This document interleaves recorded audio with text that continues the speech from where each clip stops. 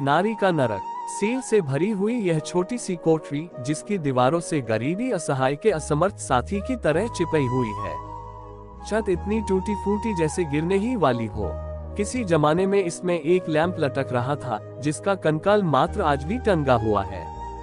कालिक से पुते हुए चूल्हे के ऊपर एक पतीली, जिसके किनारे गायब हो चुके हैं, औंधी हुई है, और पास ही टाट में लिपटी हुई और रस्सी में बंधी हुई एक अंगीठी पड़ी है, और एक टूटा हुआ चम्मच भी, जिसकी ये दशा इसलिए हुई कि उससे एक दिन बासी और ठंडी कड़ाही जबरदस्ती खुरची गई थी। काठ कबाड़ से यह कोठरी अटी पड़ी है। एक झंगोला चारपाई पड़ी है, जिस पर चिथड़ी चादरें हैं और बिना गिलाफ के फटे तकिए। एक तरफ को एक पालना भी पड़ा है, जिसमें एक बच्चा, जिसका सिर बड़ा है और रंग पीला पड़ रहा है, लेटा हुआ सो रहा है। कुंजी और कब्जोदार एक बक्स रखा हुआ है, जिसका ताला खुला हुआ है, क्योंकि कोई मूल्यवान चीज तो उसमें बच नहीं रही है, जिसकी हिफाजत के लिए ताले कुंजी की जरूरत पड़े। इसके सिवाय एक और मेज पड़ी हुई है और 3 कुर्सियां भी, जो किसी जमाने में लाल रंगी गई थी। फिर एक टुटियल अलमारी भी वहीं उनसे सटी रखी है। इतने सामान की कमी को पूरा करने के लिए 2 बाल्टियां हैं, जिनमें एक गंदे पानी से भरी है और दूसरी साफ से, और फिर एक बरोसी भी है। अब आसानी से समझा जा सकता है कि कोठरी में तिल रखने को भी जगह नहीं थी, लेकिन फिर भी बेचारी ने पति और पत्नी को जगह दे रखी है। चारपाई और पालने के बीच जो संदूक रखा है, उस पर वह अधेड़ यहूदिन बैठी हुई है। उसके दाएं हाथ की तरफ एक छोटी सी धुंधली सी खिड़की है और बाईं तरफ मेज। वह हाथों में मोजा बुनती जाती है, पैरों से पालना हिलाती जाती है, और वह सामने मेज पर बैठा झूम झूम कर और गा गा कर जो तालमुद पढ़ रहा है, उसे सुन रही है। बीच बीच में कुछ शब्दों को वह खा जाता है और कुछ को जैसे जोर से बाहर खींच निकालता है, कुछ को बड़े मजे में रैंक रैंक कर पढ़ता, और कुछ को ऐसे चबा जाता जैसे सूखी हुई मटर को। अपनी जेब से वह रुमाल निकालता है, जो कभी लाल रंग का था और साबित रहा होगा, उससे अपनी नाक और माथा पोंछता है, फिर उसे गोद में रखकर कानों पर आए हुए बालों को ठीक करता है और नुकीली तथा कुछ कुछ कतरी हुई दाढ़ी पर हाथ फेरता है। किंतु फिर वह अपनी दाढ़ी का कोई टूटा हुआ बाल निकालता है और उसे किताब के पन्नों के बीच में रखकर गोद में पड़ा हुआ रुमाल उठा लेता है और उसे सीधे मुंह में रखकर चबाता है। इसके बाद पैर के ऊपर चढ़ाकर वह उन्हें हिलाने लगता है, और यह सब तो होता ही है, किंतु साथ ही उसके माथे में बल पड़ते जाते हैं, कभी सीधे सीधे और कभी टेढ़े टेढ़े, और इतने गहरे कि उनमें भौहें खो जाती हैं। कभी ऐसा लगने लगता है जैसे कि उसके सीने में कोई दर्द उठा हो, क्योंकि वह अपने सीने पर हाथ रखकर जोर से दबा देता है। यकायक वह अपना सिर बाईं तरफ को झुका लेता है, बाएं नथुने में उंगली डालकर छींक लेता है, फिर अपना सिर सीधी तरफ को झुकाता है और सीधे नथुने में उंगली डालकर छींक लेता है। बीच बीच में वह हुलास भी सुअधता जाता है, पैर खींचकर बैठ जाता है, आवाज तेज हो जाती है, कुर्सी चरमराती है और मेज खड़खड़ाती है, किंतु पालने में सोया हुआ बच्चा जागता नहीं, क्योंकि यह जो शोर हो रहा है वह तो रोज ही होता है। उसके लिए यह कोई नई बात तो नहीं थी, और वह उसकी पत्नी बराबर अपने पति पर ही नजर जमाए बैठी है। उसकी जरा जरा सी आवाज जैसे अपने कानों से पिए जा रही है। यह जरूर है कि वह अपने समय से पहले ही बीत गई है। कभी कभी वह आह भर लेती है, काश यह इस लोक के लिए भी उतने ही योग्य होते जितने की परलोक के लिए है। तब फिर यहाँ भी जी सुख से रहता, जिंदगी आराम में कटती। लेकिन फिर वह अपने मन को स्वयं ही आश्वासन दे लेती है, आत्मसम्मान की क्या रक्षा की जाए, 2 नावों पर तो पैर रखकर नहीं चला जा सकता। वह बराबर सुने ही जा रही है, पल पल पर उसकी झुर्रियोंदार मुद्रा बदलती है। अब वह घबराई सी है, और क्षण भर पहले ही तो खुशी उस पर खेल रही थी। अब उसे याद आया, अरे आज तो बृहस्पति है और रविवार के लिए घर में एक दाना भी नहीं है, और याद आते ही उसके मुख पर व्याप्त खुशी हल्की हुई, फिर क्रमशः धुंधली होकर उड़ गई। खिड़की के धुंध में से उसने सूरज की तरफ देखा। बराबर देर हो रही है और घर में एक चम्मच गर्म पानी भी नहीं है। हाथ की सलाइयां चलनी बंद हो जाती है, एक कालिमा सी उसके मुख पर छा जाती है।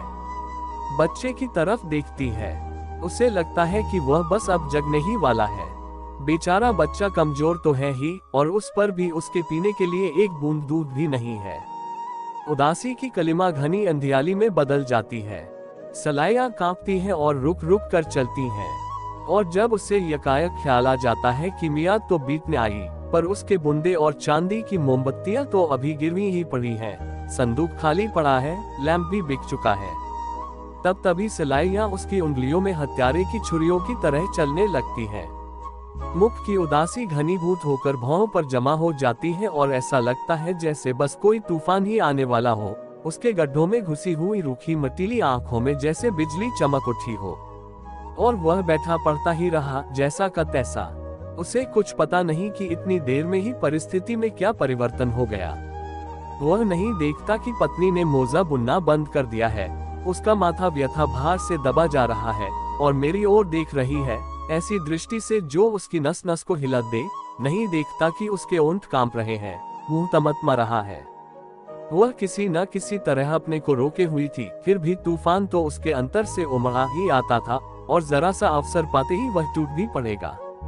और वह अपने धर्मशास्त्र का एक वाक्य बहुत खुश होकर पढ़ रहा था, इसलिए यह मतलब निकलता है कि वह आगे 3 कहने ही वाला था कि निकलता के जोर ने जैसे चिनगारी पैदा कर ही दी, तो पत्नी के दिल की बारूद को अब भड़का कर जला देने के लिए काफी थी। उभरती हुई बाढ़ को जो बोध अब तक रोके हुए था, उसको इस एक शब्द ने ही जैसे खोल दिया और वह बाढ़ छूट निकली। सामने जो कुछ पाया उसे निगलती हुई वह तीव्र गति से वह चली। निकलता है, तू कहता है निकलता है, तो निकल क्यों नहीं जाता जो नवाब बना बैठा है। गुस्से से उसकी आवाज भारी हो गई, फिर जैसे नागिन की तरह फुफकारती हुई बोली, निकल नहीं जाता।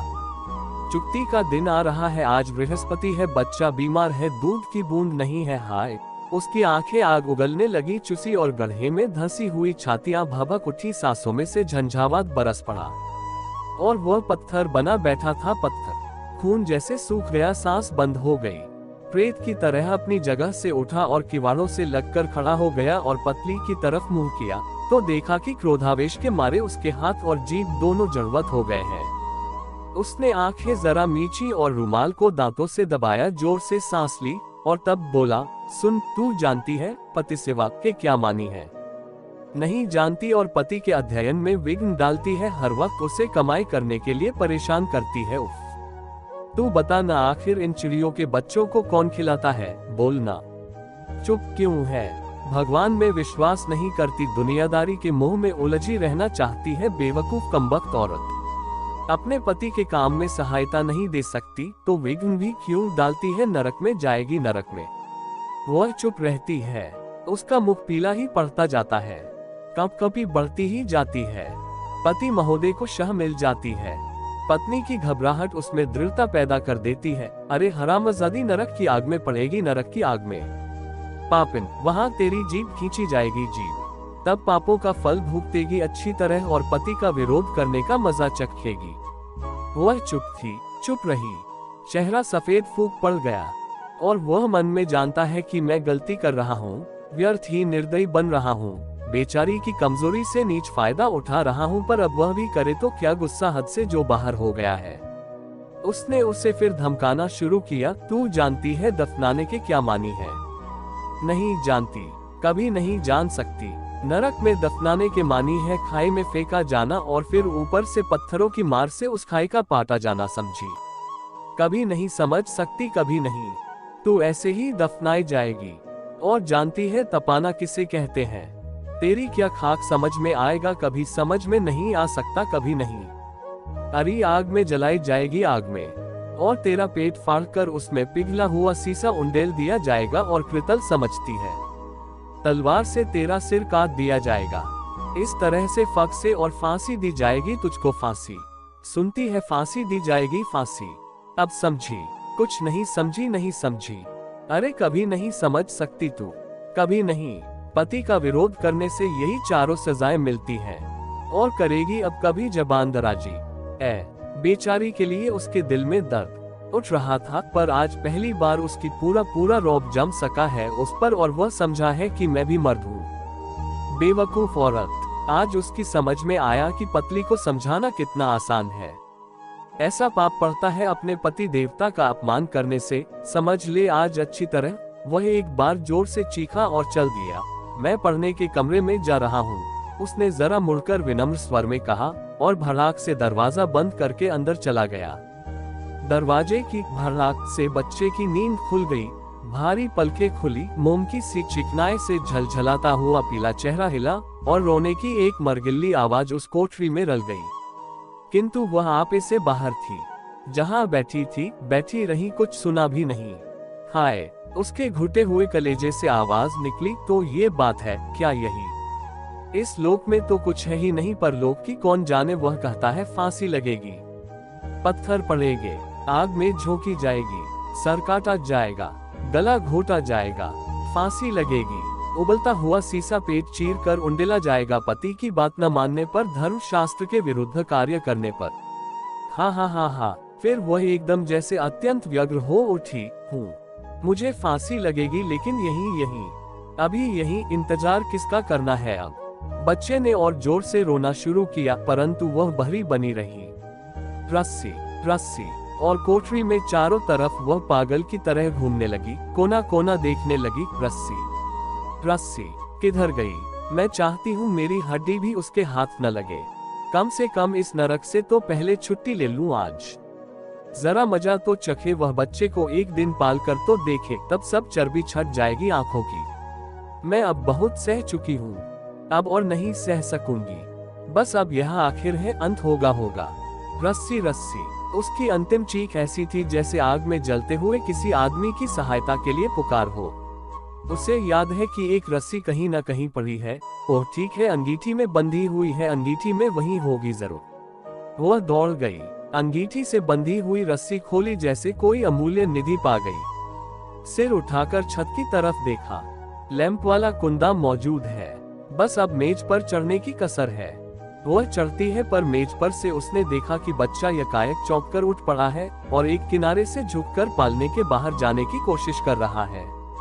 कमजोर है ही, कहीं गिर, और वह मरियल आवाज से सुबह का माँ ममा ममा। उसे नए सिर से गुस्सा चढ़ा, रस्सी एक तरफ फेंक दी, मेज से कूद पड़ी और बच्चे के पास जाकर उसको फिर तकिए के सहारे लिटाकर थपथपाने लगी। इसी के पीछे तो परेशान हूँ, मरने भी तो नहीं देता मुझे, शांति से मैं मर भी तो नहीं सकती। दूध चूसना चाहता है, दूध। मैं कहती हूँ जहर चूस जहर, उसमें दूध क्या कहाँ है? और यह कहकर उसने अपनी चुसी हुई ढीली छातियां बच्चे के मुंह में ठूंस दी। नहीं मानता तो ले चूस ले, खाजा मार डाल मुझे।